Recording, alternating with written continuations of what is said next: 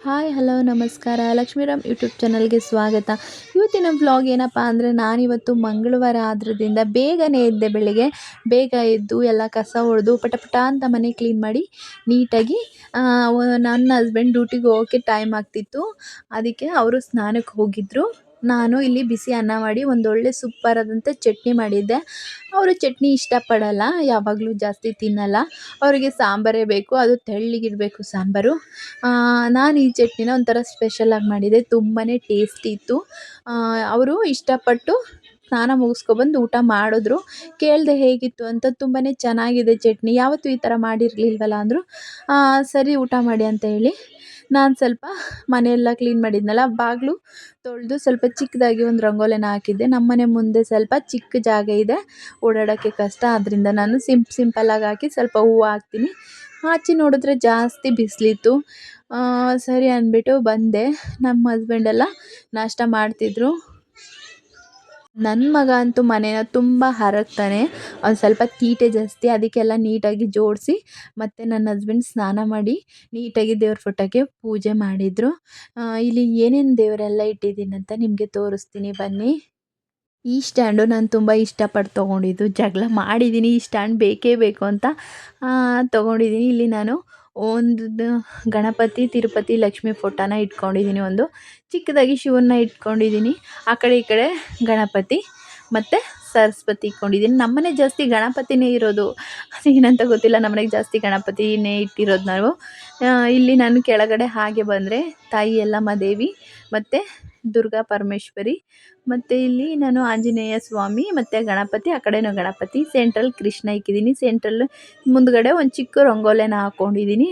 ಈ ಸ್ಟ್ಯಾಂಡ್ ತುಂಬಾ ಚೆನ್ನಾಗಿದೆ ಅಲ್ವಾ. ಇನ್ನು ಬನ್ನಿ, ನನ್ನ ಹಸ್ಬೆಂಡ್ ಇನ್ನೂ ಊಟ ಮಾಡ್ತಿದ್ದಾರೆ.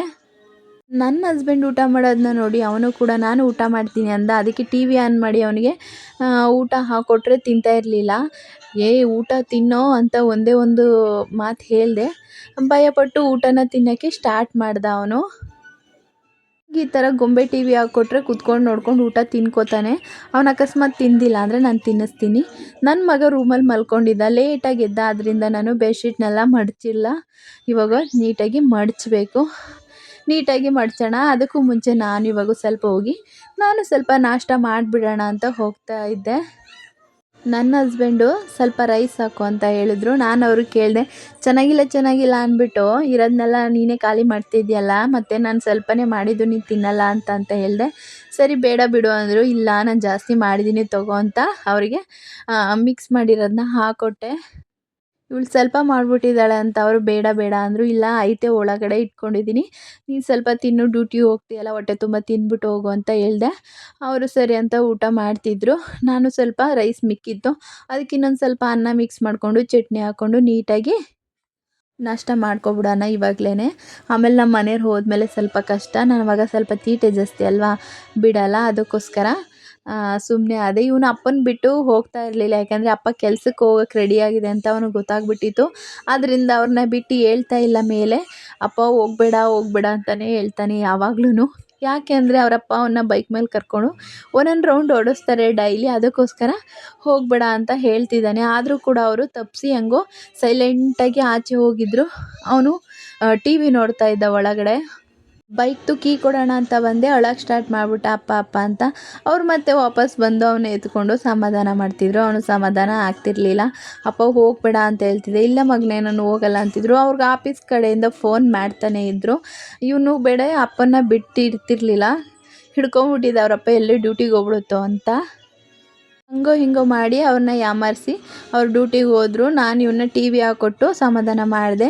ಇಲ್ಲಿ ನಾನು ಸ್ವಲ್ಪ ಚಟ್ನಿ ಮಾಡಿದ್ನಲ್ಲ, ಅದನ್ನು ಸ್ವಲ್ಪ ಬಿಸಿ ಮಾಡ್ತಾಯಿದ್ದೆ. ಬಿಸಿ ಮಾಡಿ ಅನ್ನಕ್ಕೆ ಕಲಸಿ ಇಡೋಣ ಅಂತ ಅಂದ್ಬಿಟ್ಟು ಆ ಅನ್ನಕ್ಕೆ ಸ್ವಲ್ಪ ಎಣ್ಣೆನ ಹಾಕಿ ನೀಟಾಗಿ ಕಲಸಿ ಇಡ್ತಾಯಿದ್ದೆ. ನಮ್ಮ ಫ್ರೆಂಡ್ ಬರ್ತೀನಿ ಅಂದಿದ್ರು, ಅವ್ರಿಗೆ ಆಗುತ್ತಲ್ಲ ಅಂದ್ಬಿಟ್ಟು ಕಲಸಿ ಇಡ್ತಾಯಿದ್ದೆ. ಈ ವಿಡಿಯೋ ಇಲ್ಲಿಗೆ ನಾನು ಮುಗಿಸ್ತಾ ಇದ್ದೀನಿ. ನಾಳೆ ನಿಮಗೆ ಸಿಗ್ತೀನಿ ಅಂತ ಹೇಳ್ತಾ ಎಲ್ಲರೂ ಚೆನ್ನಾಗಿರಿ ಅಂತ ಹೇಳ್ತಾ ಈ ವಿಡಿಯೋ ಇಲ್ಲಿಗೆ ಮುಗಿಸ್ತಾ ಇದ್ದೀನಿ. ಬಾಯ್.